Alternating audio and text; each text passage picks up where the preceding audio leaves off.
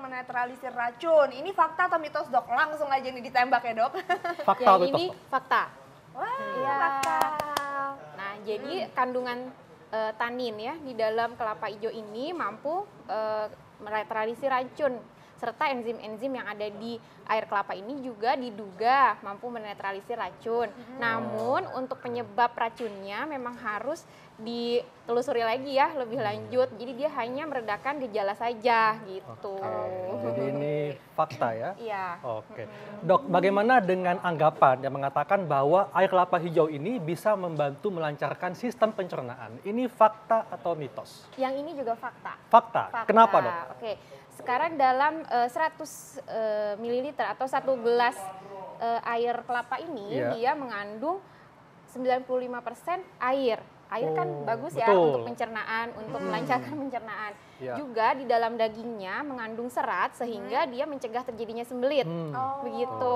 Jadi ini juga mampu untuk seperti kan kandungan mineralnya juga tinggi, Betul. hidrasi di dalam tubuh Iya. juga lebih baik sehingga Oke. saluran pencernaan juga lebih lancar. Jadi bebas dari sembelit, Dok Iya ya? betul. Dok. Ini benar nggak sih nih, Dok, ya, kalau anggapannya beredar kalau air kelapa hijau ini baik untuk ibu hamil dan juga janinnya. Oke. Katanya bisa bikin kulit bayi putih gitu, Dok. Ini fakta atau mitos? Ini fakta Oh, untuk fakta. kesehatan Heeh. ibu hamil, Oh.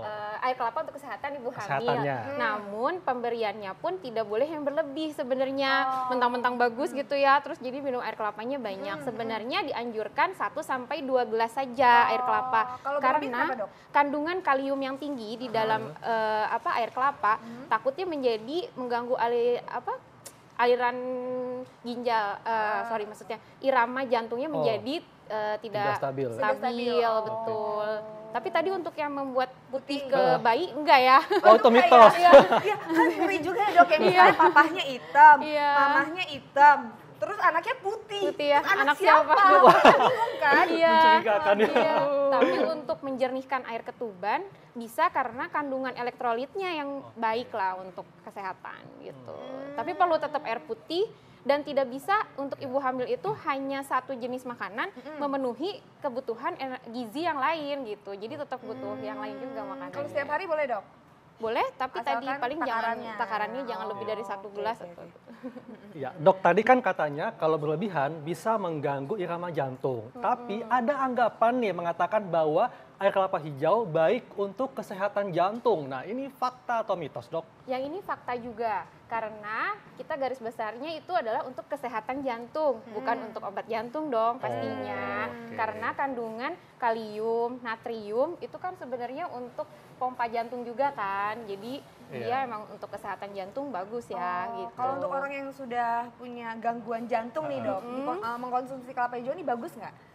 Nah, hati-hati juga sebenarnya kalau terlalu banyak boleh mengkonsumsi, bukan berarti tidak boleh. Karena kandungan satu lagi tadi kalium yang tinggi, dia dapat menyebabkan gangguan irama jantung gitu. Oh, gitu. Jadi ada tetap- batasannya. Betul. Untuk ibu hamil juga ada batasannya, untuk yang menderita jantung juga ada batasannya. Iya, Nah, kan betul. tadi kalau kita udah ngomongin masalah jantung ibu hamil, sekarang ke kolesterol nih, Dok. Dok tuh kan, Dok. Ini katanya kelapa hijau juga bisa untuk menetralisir atau mengurangi kolesterol. Ini fakta atau mitos? Ya ini fakta. Fakta. Karena di sini sudah ada penelitiannya, uji klinisnya. Memang ada beberapa tapi sampelnya belum terlalu banyak. Jadi sebaiknya memang ada penelitian lebih lanjut. Nah, dari sampel yang sudah ada ini baru 25 sampel ataupun 50. Jadi belum banyak. Nah, memang kalau dari penelitiannya itu dia dapat menurunkan 15% kolesterol total dan LDL. Dan dia dapat meningkatkan HDL serta 25% kurang lebih menurunkan kadar trigliserid. Nah, ini Bapak Ya. banyak, Dok, karena masyarakat ingin tahu. Misalnya andai kata apakah kalau sudah kena kolesterol dengan minum air kelapa hijau bisa turun atau bisa mencegah terkena kolesterol tinggi? Mencegah terjadinya kolesterol gitu ya. Oh, Kalau mencegah. misalnya untuk kalau kolesterol yang sudah sebenarnya penelitiannya ini memang pada penderita kolesterol yang ringan. Oh, oke. Gitu ya. Tapi tetap menurut saya tetap tidak bisa menggantikan obat kolesterol sendiri gitu untuk mencegah. Tadi juga kan penelitiannya jumlah sampelnya belum terlalu banyak pada manusia gitu. Oh, jadi ini intinya bisa mencegah terjadinya kolesterol ataupun membantu mengurangi bagi yang masih menderita kolesterol rendah ya, Dok ya. Tapi tidak boleh mengabaikan obat. Betul. Oke. Nah, terus Dok, ini selanjutnya juga ada orang mengatakan katanya kelapa hijau baik untuk kesehatan ginjal. Ini fakta atau mitos? Yang ini juga fakta. Untuk kesehatan ginjal sama seperti dengan jantung, tapi bukan mengobati penyakit ginjal. Betul. Beda ya. Gitu. Tapi hati-hati, kadar kalium yang tinggi juga pada penderita gagal ginjal yang fungsi ginjalnya sudah menurun akan memperberat kerja ginjal gitu. Nah, tapi Dok, ini juga ada anggapan nih yang mengatakan bahwa air kelapa hijau ini dapat mencegah kencing batu. Ini fakta atau mitos, Dok? Mencegah kencing batu fakta. Fakta. Mencegah. Mencegah, Dok ya? Iya, betul. Karena tadi kan dia banyak kandungan airnya, 95% terutama pada yang kelapa hijau. Beda dengan yang kelapa warnanya lebih coklat memang. Karena dagingnya kalau yang kelapa coklat lebih banyak. Nah, terus kandungan mineral yang ada di dalam kelapa juga tinggi gitu kan. Nah, dia yang bantu si ginjal itu supaya luruh zat-zat yang menyebabkan kristal pada ginjal seperti kalsium, purin yang penyebab asam urat ataupun yang kayak seperti batu oksalat kayak gitu tuh dia terbantu larut, untuk larut gitu. Oh ya, Dok. Nah, terus kan aku tuh sering suka kadang-kadang tuh ada pusing-pusing gitu ya, Dok. Kadang-kadang suka migrain gitu. Aduh, penyakitan banget kayaknya.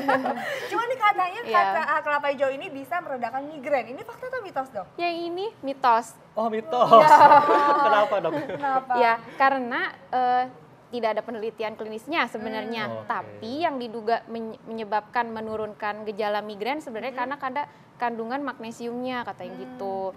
Tapi belum teruji secara klinis, jadi kita tidak bisa bilang itu adalah fakta. Jadi ini mitos ya. Dan bagaimana, Dok, dengan anggapan yang mengatakan bahwa air kelapa hijau ini dapat mencegah asam urat? Ini fakta atau mitos? Ini mitos. Oh, mitos lagi. Kenapa, Dok? Ya, penelitian untuk yang ke asam urat emang masih sedikit sekali gitu.